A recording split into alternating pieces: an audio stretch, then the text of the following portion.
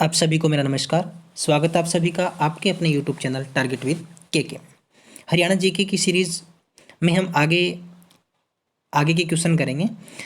इसमें ये हरियाणा जीके के क्वेश्चन है वो हरियाणा सब selection, Haryana public service commission, state and जितने भी मैं कहूँ हरियाणा के कॉम्पिटिशन एग्जाम है, चाहे वो टीचर से संबंधित है, क्लर्क है, पटवारी है, ग्राम सचिव है, हरियाणा पुलिस है, कंडक्टर है, कितने भी चाहे किसी भी टाइप का एग्ज़ाम हो, उनमें ये क्वेश्चन है वो मोस्ट इंपॉर्टेंट क्वेश्चन है।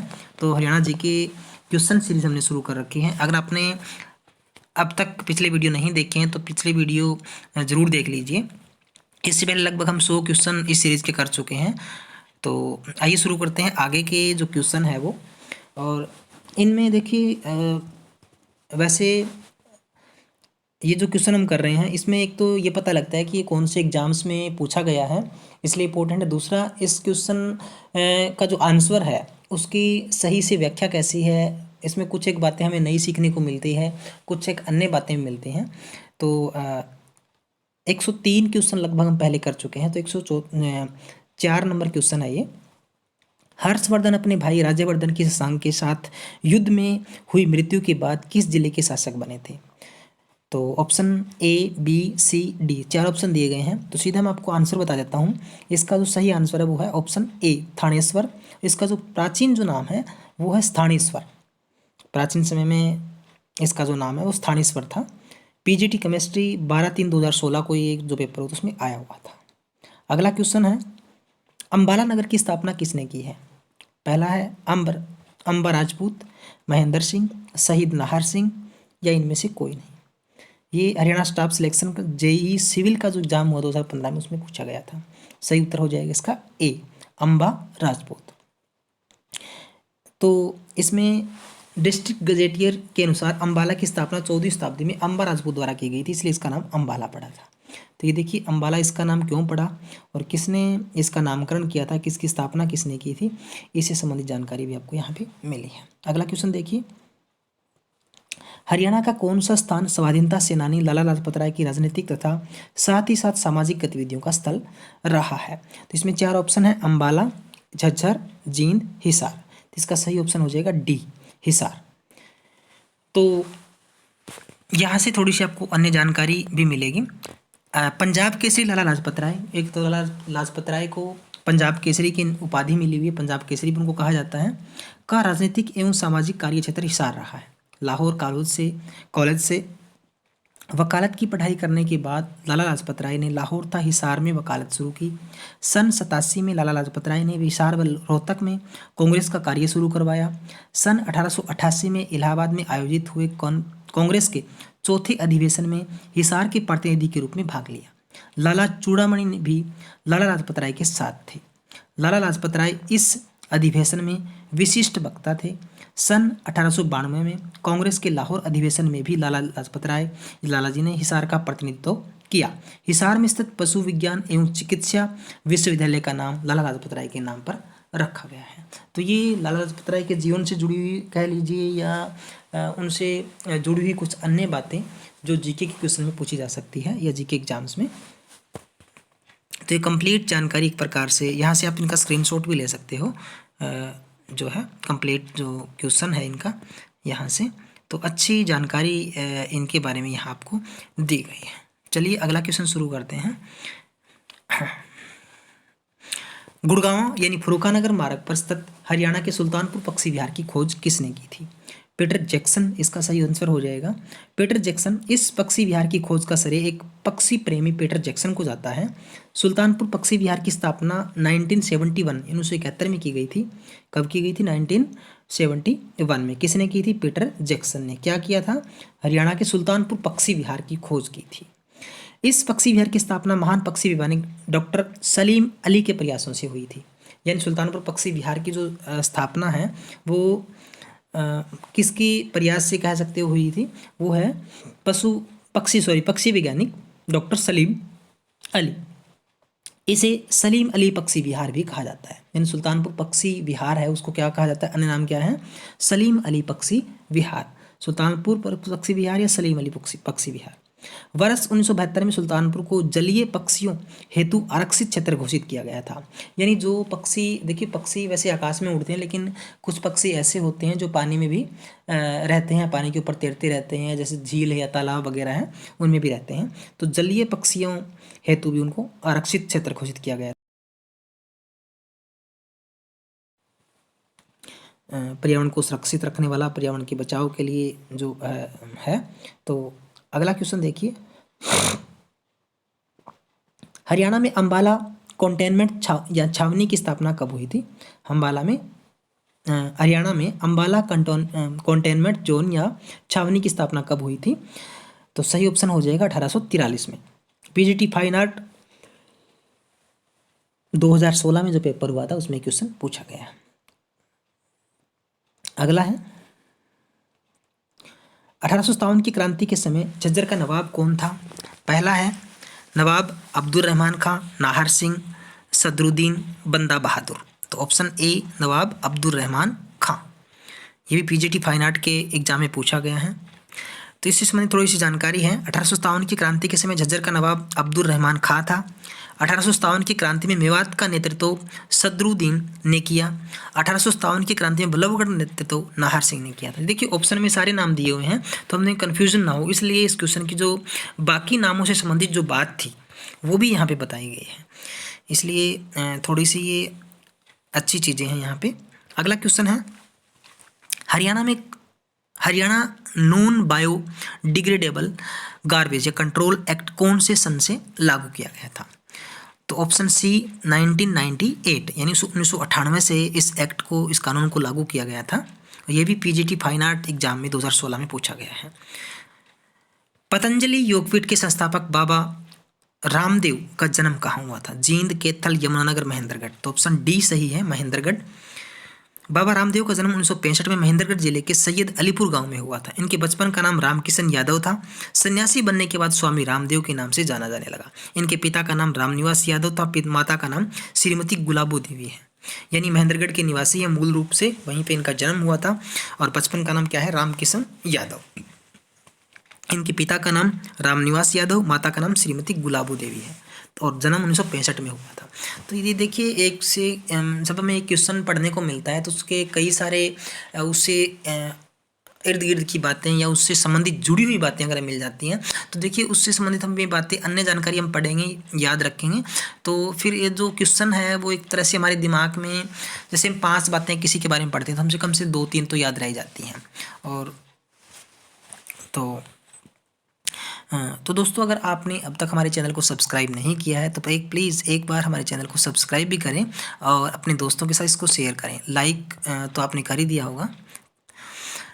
सन 1888 में इलाहाबाद में आयोजित हुए भारतीय राष्ट्रीय कांग्रेस के चौथे अधिवेशन में किस राष्ट्रीय नेता ने हिसार के प्रतिनिधि के रूप में भाग लिया था? लाला सुल्तान सिंह, बलदेव सिंह, लाला लाजपत राय, बेनी सिंह। तो ऑप्शन सी लाला लाजपत राय इसका सही हो जाएगा। और ये बाकी जानकारी पहले भी इसके बारे में आ चुकी है, वही सारी बातें हैं। अगला क्वेश्चन देखिए, सरस्वती नदी जो गायब हो चुकी है कहाँ जाता है कि वह खालिस्तान से होकर बहती है? देखिए आप सब लोग हो सकता है पिछले कई दिनों से आप तैयारी कर रहे हो, हर एग्जाम में हरियाणा जीके के क्वेश्चन आते ही आते हैं और ये एक से प्रैक्टिस आपके लिए है। बहुत से क्वेश्चन इसमें वो क्वेश्चन है जो आपने पढ़े हुए हैं, हो सकता है आपने 5 बार पढ़ा हो, 2 बार पढ़ा हो, लेकिन फिर से एक बार रिवीजन हो जाती है तो वो हमारे माइंड में काफ़ी लंबे टाइम तक रहता है। और ऐसा नहीं है कि आपने इससे पहले कोई वीडियो नहीं देखी होगी या अपने कोई बुक नहीं पढ़ी होगी, तो एक प्रकार से प्रैक्टिस होती है हमारे पास। जब कहीं हम बाहर जा रहे होते हैं बस में या कहीं अपने दोस्त के पास, तो रास्ते में, सफ़र में, बस में, रेलगाड़ी में बैठे हुए, तो ये एक से सोशल मीडिया है, यहाँ हम अपने टाइम का सदुपयोग कर सकते हैं। तो यहाँ करके इस तरह की चीज़ें हैं वो थोड़ी सी मेरे काम आती हैं। तो जब भी टाइम मिलता है तो हम सोशल मीडिया की तरफ भागते हैं, क्योंकि आजकल ऐसा समय है कि हर प्रकार की बुक हमें नहीं मिल पाती, इतना टाइम भी नहीं होता कि हम सारी बुक्स को पढ़ लें। तो चलिए, हाँ, सरस्वती नदी जो गायब हो चुकी है कहा जाता है कि वह खालिस्तान से होकर बहती है? पंचकूला, यमुनानगर, अंबाला, कुरुक्षेत्र। तो ऑप्शन बी सही रहेगा इसका। तो वह यमुनानगर से होकर बहती थी जो गायब हो चुकी है। अब देखिए यहाँ से सरस्वती नदी के बारे में थोड़ी सी जानकारी है। सरस्वती नदी का उद्गम स्थान, उद्गम मतलब जहाँ से निकलती है, हिमाचल प्रदेश के पास सिरमौर नामक स्थान से निकलती है। तो अब पूछ लिया जाएगा कि सरस्वती नदी का उद्गम स्थल कहाँ से था या कहाँ से निकलती थी। हिमाचल प्रदेश के सिरमौर नामक स्थान से निकलती है। मारकंडा और टांगरी इनकी सहायक नदियाँ हैं। यानी सरस्वती नदी की जो सहायक नदी है वो मारकंडा और टांगरी नदी है। ये यमुनानगर, कुरुक्षेत्र, कैथल, फतेहाबाद, सिरसा से गुजरती हुई घग्गर नदी में मिल जाती है। तो ये इसके बारे में थोड़ी सी और जानकारी। एक तो इसमें ये उद्गम स्थल मुख्य बात है, और इसकी सहायक नदियाँ मारकंडा और टांगरी है, और कहाँ से होकर गुजरती है, यमुनानगर से होती हुई कुरुक्षेत्र, कैथल, फतेहाबाद, सिरसा से गुजरती हुई घग्गर नदी में जाकर मिल जाती हैं। सीसवाल संस्कृति किस जिले में फैली हुई? जैसे बनावली है, इस तरह से जो जानकारी है जो मोहनजोदड़ो से संबंधित है या और भी कल्चर से संबंधित है, तो जो स्थान है मुख्य रूप से राखी गढ़ी है। तो इस तरह के कई क्वेश्चन एग्जाम में आते हैं। तो इसमें एक मुख्य स्थल सीसवाल भी है। तो कहता है सीसवाल जो संस्कृति है किस जिले में फैली थी? हिसार, अंबाला, झज्जर, इनमें से कोई है। तो ऑप्शन ए सही रहेगा। हिसार जिले के आदमपुर जो ब्लॉक है उससे संबंधित ये गाँव सीसवाल जो संस्कृति है।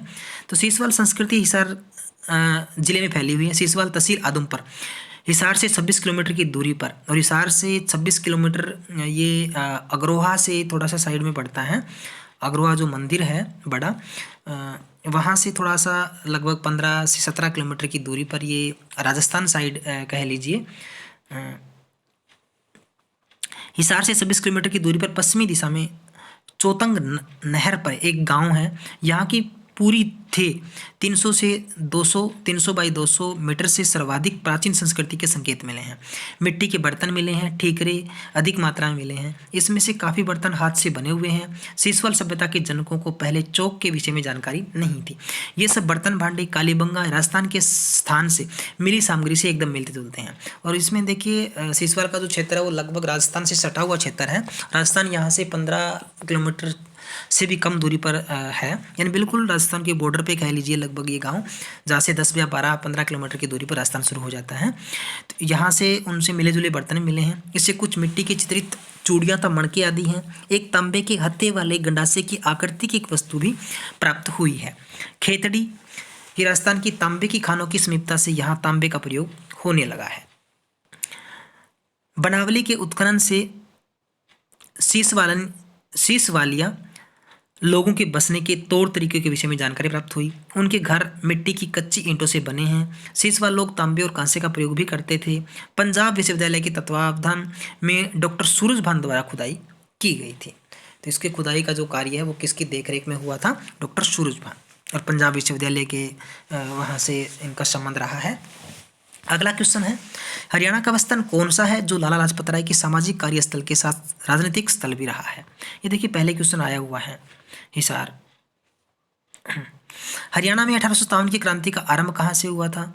ये भी क्वेश्चन आया हुआ अम्बाला छावनी में। अगला क्वेश्चन देखिए, खरखोदा में 1857 की क्रांति का नेतृत्व किसने किया था? नाहर सिंह, हेमचंद्र, राव तुलाराम। इसका जो सही ऑप्शन हो जाएगा ऑप्शन डी, रिसालदार बिसरारत अली। रिसालदार बिसरारत अली। ये मेवात कैडर का जो पेपर हुआ था पीजीटी मैथ का 2016 में, उसमें क्वेश्चन पूछा गया है। अगला क्वेश्चन है, पूर्व हड़प्पा स्थलों की निम्न में से किसकी खुदाई में राजा का मुकुट खोजा गया था? पूर्व हड़प्पा स्थलों की निम्न में से किसकी खुदाई में राजा का मुकुट खोजा गया था? बनावली, राखीगढ़ी, कुणाल, अग्रोहा। तो इनमें से कौन से स्थल की खुदाई हुई जहाँ पे राजा का मुकुट खोजा गया था? तो ऑप्शन डी, अग्रोहा। जैसे अभी थोड़ी देर पहले जिक्र किया था, हिसार फतेहाबाद जो हाईवे है, मार्ग है, उसके बिल्कुल बीच में है अग्रोहा और हिसार के बीच, हिसार और फतेहाबाद मार्ग के बिल्कुल सेंटर में कह लीजिए अग्रोहा। हिसार से लगभग 25-20 किलोमीटर के आसपास ये क्षेत्र है फतेहाबाद साइड में। आगे देखिए, अग्रोहा में पूर्व हड़प्पा की खुदाई से राजा के मुकुट मिले। बनावली में, ये फतेहाबाद जिले में है, यहाँ पर कच्ची व पक्की ईंटों से बनी सड़क मिली है। राखीगढ़ी, यह पूरा स्थल हिसार जिले की हांसी तहसील में स्थित है। यह ऋग्वैदिक दृश्यवती नदी के बहाव स्थल में स्थित है। डॉक्टर फड़के के अनुसार रक्षा स्थल की स्थिति और विशालता को देखते हुए हड़प्पा लोगों की पूर्ववर्ती राजधानी मालूम होती है। आजकल इस स्थल की खुदाई भारतीय पुरातत्व द्वारा की जा रही है। कुणाल, यह स्थल फतेहाबाद जिले की रतिया तहसील में है। सरस्वती नदी के किनारे पर स्थित है। यहाँ एक खान व सोन व चांदी के गहनों का खजाना मिला है। तांबे की वस्तु में कुंडलित उल्टे वी की आकार के वणग्र मिले हैं। तो ये देखिए अलग अलग जो स्थानों के बारे में पूछा गया था, सबके बारे में थोड़ी थोड़ी जानकारी यहाँ पे मिली है। अगला क्वेश्चन देखिए, 1845 में लाडवा विद्रोह का लीडर कौन था? ऑप्शन बी अजीत सिंह बताया गया है। यानी 1845 में लाडवा का जो विद्रोह हुआ था उसमें जो लीडर है, सेनापति कह लीजिए, वो अजीत सिंह है। अजीत सिंह। 1809 में छछरौली विद्रोह का लीडर था जोधा सिंह। 1818 में रानिया विद्रोह का लीडर था जाम्बित खां। 1814 में जींद विद्रोह का लीडर था प्रताप सिंह। तो चारों ऑप्शन के बारे में यहाँ जानकारी मिली है। अजीत सिंह लाडवा विद्रोह का, जोधा सिंह था छछरौली का, जाबित खां था रानिया का, प्रताप सिंह था जींद विद्रोह का सेनापति। अगला क्वेश्चन है, 12वीं शताब्दी में निम्न में से किसने तरावड़ी और हांसी के में किले की स्थापना की थी? अकबर, मोहम्मद गोरी, पृथ्वीराज चौहान, कोई नहीं। तो ऑप्शन सी है पृथ्वीराज चौहान। यानी 12वीं शताब्दी में जो पृथ्वीराज चौहान ने तरावड़ी और हांसी में किले की स्थापना की थी। 12वीं शताब्दी में तरावड़ी और हांसी में किले की स्थापना पृथ्वीराज चौहान के द्वारा की गई थी। पृथ्वीराज चौहान ने तराइन के प्रथम युद्ध था तराइन के दूसरे युद्ध में भाग लिया जो मोहम्मद गोरी के विरुद्ध लड़े गए थे। प्रथम युद्ध में पृथ्वीराज चौहान की था, दूसरे युद्ध में मोहम्मद गोरी की विजय हुई थी। 6 अप्रैल 1919 को रोल्ट एक्ट के विरोध में किस जिले में एक बड़ी कॉन्फ्रेंस हुई थी? यानी 6 अप्रैल 1919 को रोल्ट एक्ट के विरोध में किस जिले में बड़ी कॉन्फ्रेंस हुई थी? अंबाला में, सोनीपत में, रोहतक में, पानीपत में। ऑप्शन सी इसका सही है, रोहतक। हरियाणा राज्य का निर्माण 1 नवंबर 1966 को निम्न की अनुशंसा पर हुआ था। ऑप्शन सी सरदार हुकम सिंह कमेटी थी, तो उसकी अनुशंसा पर या सरदार हुकम सिंह की अनुशंसा पर, उनके मार्गदर्शन में कह लीजिए, 1 नवंबर 1966 को हरियाणा निर्माण। वर्ष 1965 में भारत सरकार ने लोकसभा के अध्यक्ष हुकम सिंह की अध्यक्षता में पंजाब विभाजन पर विचार करने के लिए एक संसदीय समिति का गठन किया। सरदार हुकम सिंह की समिति की सिफारिश के आधार पर सरकार ने 23 अप्रैल 1966 में सर्वोच्च न्यायालय के न्यायाधीश श्री शाह की अध्यक्षता में पंजाब सीमा आयोग का गठन किया। पंजाब सीमांकन के पश्चात सितंबर 1966 में संसद ने पंजाब पुनर्गठन एक्ट पारित कर दिया था। अगला है, श्री छोटूराम एक किसान नेता थे, कवि थे, स्वतंत्रता सेनानी थे, खिलाड़ी थे। बिल्कुल आसान सा क्वेश्चन है। और ये किसान नेता थे सर छोटूराम भी आता है, श्री छोटूराम भी आता है। तो सर छोटूराम 1881 से 1945 गांव गढ़ी सांपला जिला रोहतक से संबंध रखते हैं। 1916 से 17 जाट गजट नामक साप्ताहिक पत्रिका शुरू की थी इन्होंने। 1923 में इन्होंने यूनियन यूनिस्ट जमींदार पार्टी की स्थापना की। 37 में इन्हें सर राय बहादुर की उपाधि दी गई थी। 1938 में अनाज किसान बिक्री कर मार्केटिंग बोर्ड का गठन किया गया था। इन्हें भाखड़ा डैम प्रोजेक्ट का जन्मदाता कहा जाता है। ये तो इंपॉर्टेंट क्वेश्चन है। भाखड़ा डैम प्रोजेक्ट का जन्मदाता किसे माना जाता है? तो सर छोटूराम को। अगला क्वेश्चन, निम्न में से किस स्थान से समुद्रगुप्त के सिक्के मिले हैं? ऑप्शन ए मिताथल से। गुप्तकालीन मुद्राएं रोहतक से मिली हैं।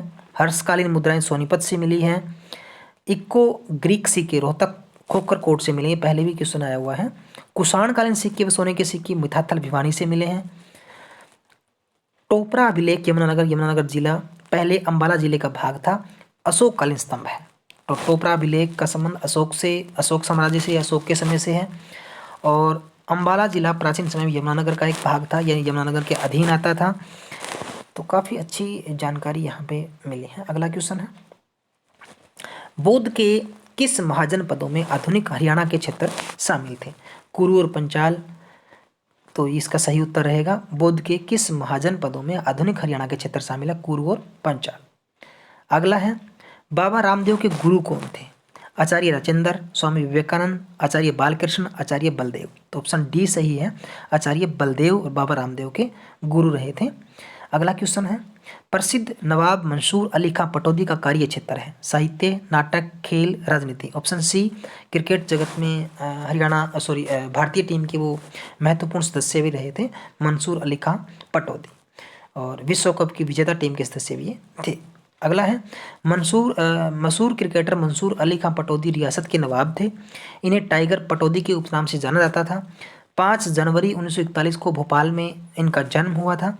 भारतीय क्रिकेट टीम के सबसे युवा कप्तान के तौर पर जाने जाते थे। इनकी कप्तानी में ही भारत ने अपनी पहली टेस्ट सीरीज जीती थी। इनकी शादी मशहूर अभिनेत्री शर्मिला टैगोर से हुई थी। इनके 3 बच्चे हैं। सैफ अली खान वो अभिनेता है, फिल्म स्टार है। सबा अली खान ज्वेलरी डिजाइनर है। बॉलीवुड अभिनेत्री सोहा अली खान, इनकी पुत्रवधू करीना कपूर है, यानी सैफ अली खान की जो पत्नी है वो करीना कपूर है। इन्हें 2064 में 1964 में अर्जुन अवार्ड था। 1967 में पद्म श्री अवार्ड भी मिल चुका है। किसको? पटौदी को, यानी सैफ अली खान के पिताश्री को। अगला क्वेश्चन है, हरियाणा राज्य कब अस्तित्व में आया था? आई होप सब जानते हैं। ऑप्शन ए 1 नवंबर 1966। इससे पहले ये पंजाब का भाग था। अगला क्वेश्चन है, हरियाणा के कौन से 2 शहर फिरोज शाह तुगलक द्वारा स्थापित किए गए थे? क्वेश्चन पहले भी आ गया है। हिसार बल्लभगढ़, हिसार फरीदाबाद, हिसार फतेहाबाद, हिसार कैथल। ऑप्शन सी हिसार और फतेहाबाद। तो अगला क्वेश्चन है, भारत सरकार के द्वारा अप्रैल 1966 में किसकी स्थापना में पंजाब में से हरियाणा को एक नया राज्य बनाने की सीमा निर्धारित करने के लिए कमेटी बनाई थी? तो जे.सी. शाह कमेटी, ये पहले भी क्वेश्चन आया हुआ है, बार बार पूछा जा रहा है क्वेश्चन। जे.सी. शाह,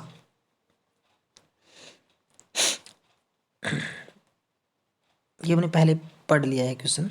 तो ये थे आज की सीरीज के 30 question, important question. I hope आप सब लोगों ने अच्छे से इसको सुना होगा, पढ़ा होगा और आपके लिए ये वीडियो यूज़फुल रही होगी। दोस्तों, अगर आपने हमारे चैनल को लाइक किया है या आपको अच्छी लगी हमारी वीडियो तो प्लीज़ कमेंट बॉक्स में अपना कमेंट ज़रूर दें, और जिससे हमें एक मोटिवेशन मिलता है, नई ऊर्जा मिलती है। और आपकी मोटिवेशन से, आपकी प्रेरणा से ही हमें एक नई ऊर्जा मिलती है, जिससे हम मोटिवेट होते हैं और हम आपके लिए कुछ नया, कुछ अलग करने की कोशिश करते हैं। तो एक बार फिर से आपसे निवेदन है कि हमारे यूट्यूब चैनल को लाइक, शेयर और सब्सक्राइब जरूर करें। Thank you. मिलते हैं एक नई वीडियो के साथ। नमस्कार।